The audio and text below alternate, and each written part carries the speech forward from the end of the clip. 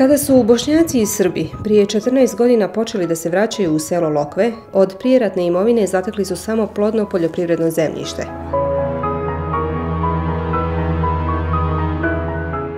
Sve je bilo razrušeno, ali ta plodna zemlja i dobra volja bili su dovoljan poticaj stanovnicima ovog multietničkog sela da se vrate i krenu sve iznova, bez ičije pomoći.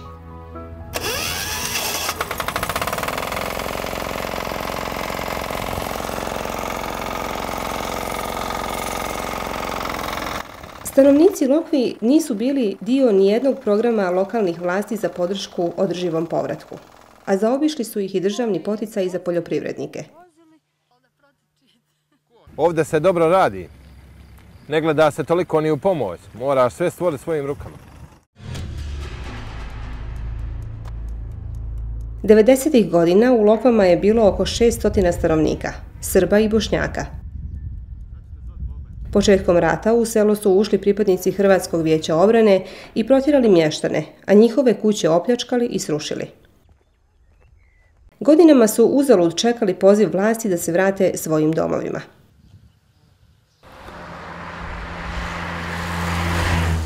Vlasti u Čapljini su, nakon završetka rata i potpisivanja Dejtonskog sporazuma, realizovali drugi plan koji nije uključivao njihov povratak. Na ruševinama su ovog multietničkog sela izgradili novo naselje, Bobanovo.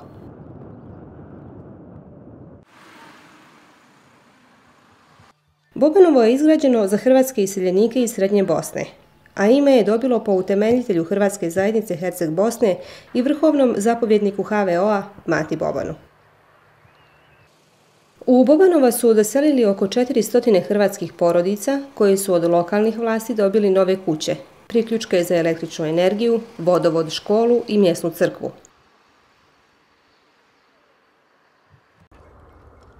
Danas, gdje završava Bobanovo, a počinju Lokve, zna se tek po posljednjem metru uređene i novo asfaltirane ceste.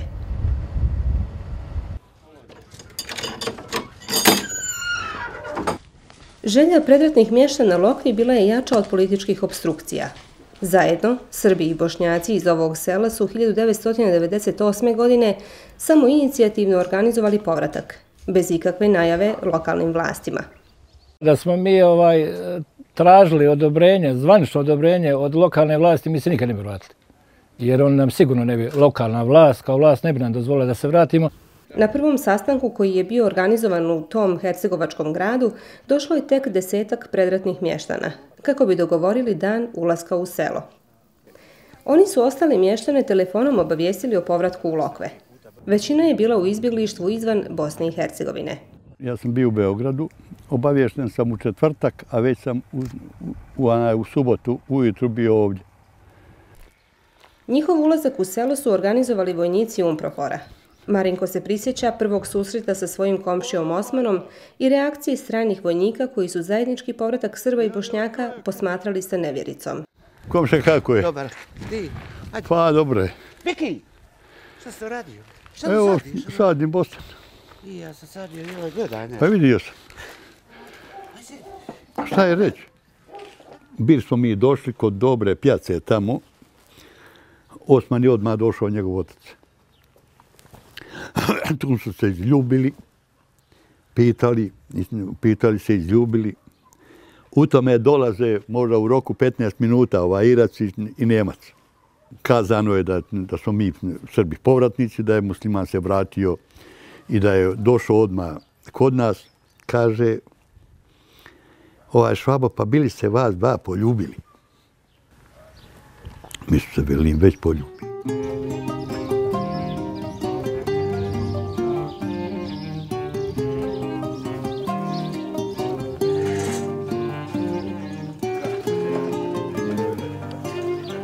Povratak je bio težak i pun prepreka. Prvu godinu su proveli u ruševinama vlastitih kuća, bez električne energije i pitke vode. Znalo se u jednu kuću vratiti ljudi iz 5-6 kuća, razumiješ, pa u jednoj kući zajedno živjeli. To ih nije obeshrabrilo, kaže Šator, a godinu kasnije počela je stizati međunarodna pomoć za izgradnju povratničkih kuća.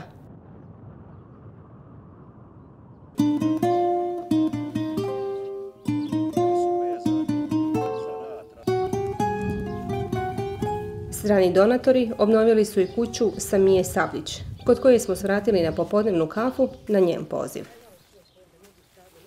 Došli smo, samo 4 zida našli i odža gori bio. Pa eto je se kuća napravila. Kuća se napravila i ništa drugo, nismo ništa drugo ni dobili. Onda radili i evo stekli dobro, fino, imamo, djeca rade, belajšu, ali rade. Mještani Lokvi, Srbi i Bošnjaci zajedno, prkose aktuelnoj politici koja i danas zatvara oči pred njihovim problemima. Ali oni su odavno prestali da se nadaju podršci vlasti, pa se okreću jedni drugima. Najčešće se uzajamno pomažu u poljoprivrednim poslovima koji su im jedini izvor zarade. Džaba politika svoje vodi, a mi svoje. Seju Henića smo zatekli kako sa ostalim komšijama pomaže porodici Sablić oko pripreme mladog krompira za tržnicu. Mi smo jedni drugima pripomagali u izgradnji, u sadnji ovoga artikli, ovoga voća i svega toga. I dan danas se mi uzajamno pripomažemo koliko se može. Dvogodišnja Džejla Sablić nam je pokazala kako djeca pomažu roditeljima u svakodnevnim poslovima. Džejla je jedna od 100-tinjak rođene djece u Lokvama poslije rata. Njihov glavni problem je nedostatak škole. 14 godina od povratka, ova djeca i dalje moraju preći dug put do Domanovića, Čapljine ili Trebinja, kako bi se obrazovala, jer prijeratna škola u Lokvama još nije obnovljena. U nedostatku drugih sadržaja u selu, Anis, Dejan i ostala ekipa skoro svaki dan organizuju popodnevnu nogometnu utakmicu. Pred svojim roditeljima, koji su ujedno i njihovi navijači, odmjeraju snage i raduju se postignutim golovima na improvizovanom stadionu na obližnjoj livadi. U selu nema kafane ili doma kulture, pa je i roditeljima to mjesto druženja i vođenja rasprava o svakodnevnim poslovima. Da država ovako radi kao što rade ovdje ovi Dubravci, to bi bilo strašno. Mi bi bili ne ispred ovi neki što su sad u Europskoj uniji, ovo bi bilo strašno bogato i ovdje. Dnevno političke teme nisu predmet njihovih razgovora. Marinko kaže da je to njihov način da uzvrate udarac onima koji ih godinama zanemaruju. Neko došao, pomiješao je pijesak, pjevu i vodu i još i dalje muti. Kad bi samo pustio da ne muti, pijesak bi pao na dno, pjeva navrh, voda bi ostala u sredini. Razlučilo bi se. Ali ne, još neko ima interesu da to radi.